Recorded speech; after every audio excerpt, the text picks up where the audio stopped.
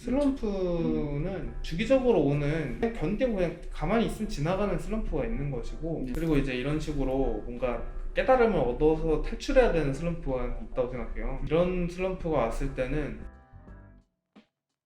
저는 유튜버 겸 일러스트레이터 하고 있는 샤리입니다.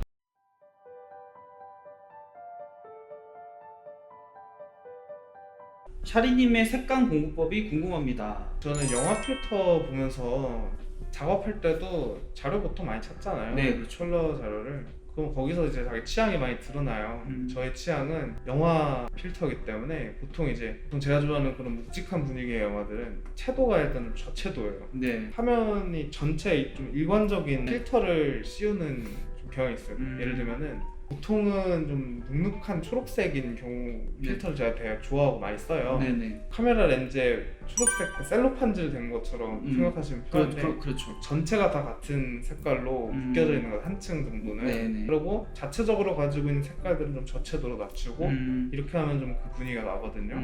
뭐 예를 들어서는 관찰 같은 거 안 하시나요? 뭐 이런. 그림 그리시는 분들은 다 그럴 텐데 네. 일상생활 하면서 그렇죠. 보이는 것 중에 다 영감 주는 것들은 다 그냥 기억에 남기는 것 같아요. 저도 모르게 가끔씩 한참 동안 생각하고 있을 때 있는 것 같아요. 이렇게 어떤 장면을 쳐다보면서 라이팅이 예쁘다 그러고 있더라고요. 주변에 그림 그리시는 분들이 좀 있잖아요. 네. 다 공통적으로 가지고 있는 특징이더라고요. 맞아요. 이쁜 캐릭터를 그리고 생각하기 위해선 무엇을 알아야 하나요? 샤리님도 그림 특징 중에 하나가 거기 나오는 캐릭터들이 굉장히 매력적이고 이쁘다는 거, 그게 참 전 장점이라 생각을 했었는데, 이건 어떤 심미적인 본인의 그 기준점에 대한 부분이잖아요. 그렇죠.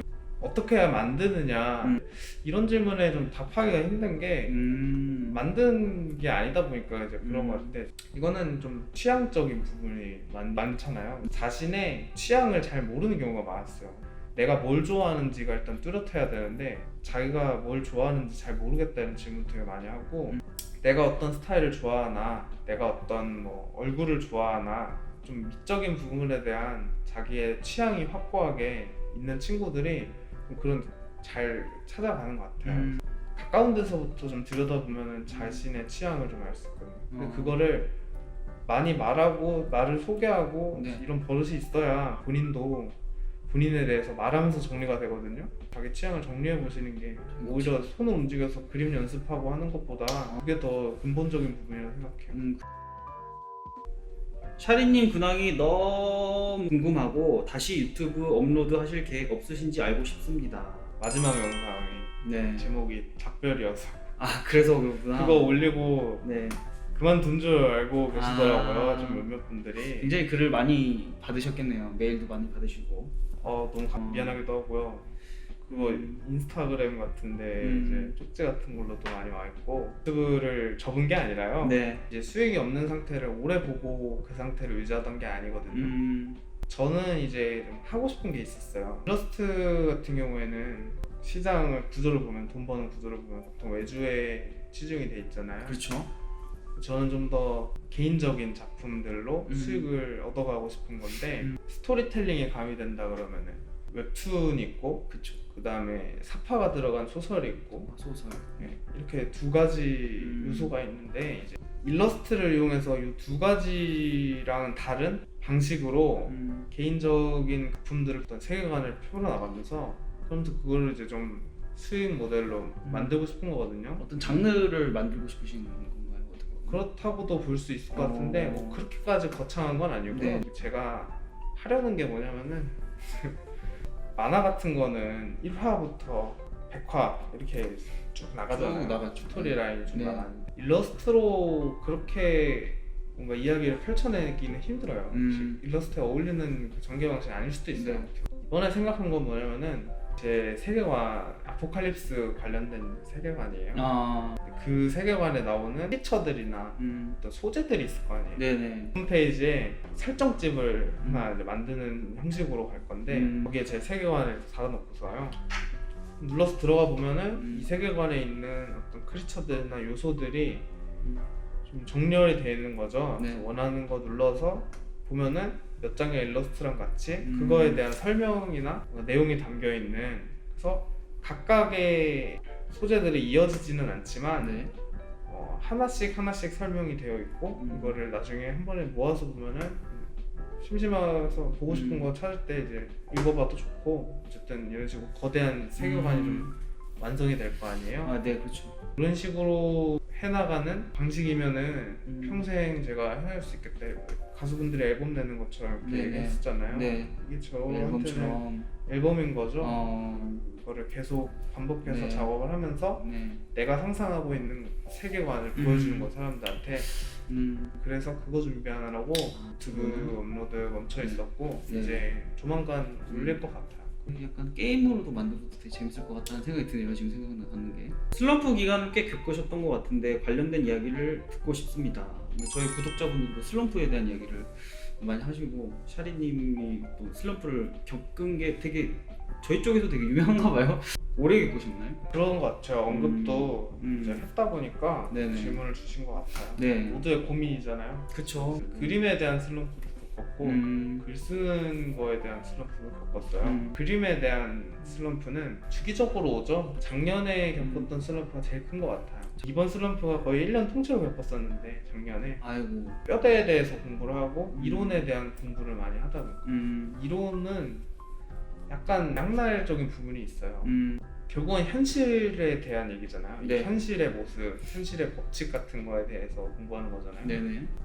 그게 이제 그림적인 이론으로 만들어지다 보니까 틀린 그림, 맞는 그림 이게 생겨버리죠.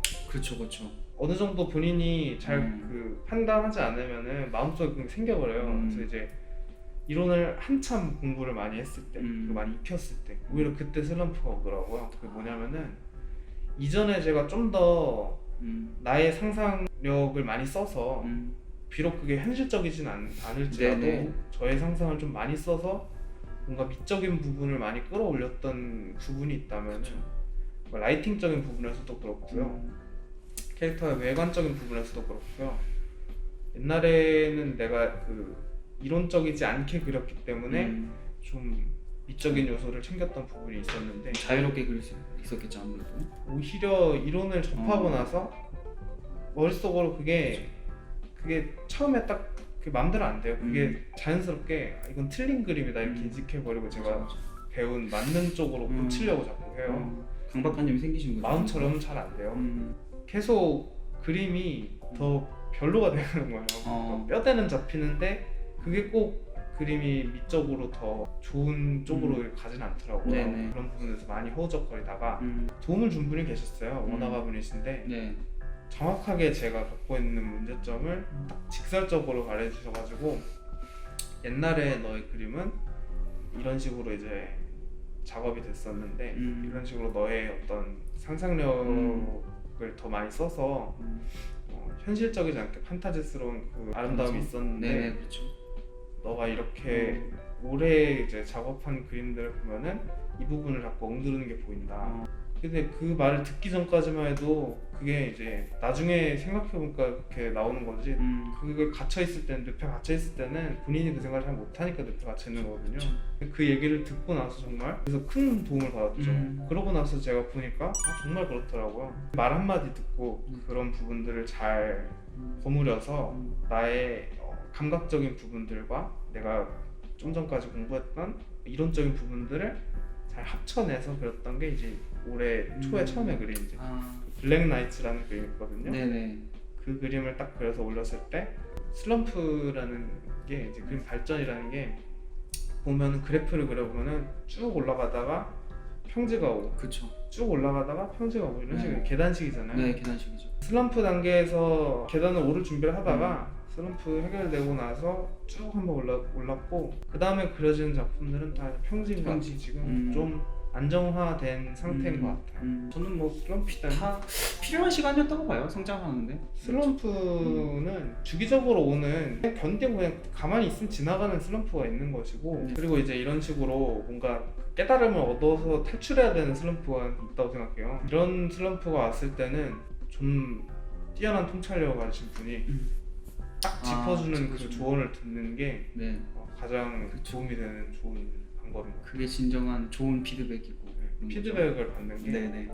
정말 제일 큰 것 같아요. 오히려 혼자 끙끙 앓지 말고 그렇죠. 네. 다음 질문. 본인의 장점과 그림에서 어떤 매력이 사람들의 관심과 반응을 얻는 것 같으신가요?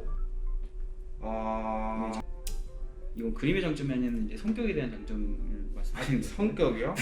제 성격에는 장점이 딱히 없는데. 아 그래요? 아니 성격에 장점이 없는 사람도 있어요. 있겠죠? 저는 뭔가 그 부지런하거나 세심하거나 뭐 이런 것들, 그런 것도 장점이 될 수 있겠죠. 그림 그리는데 있어서.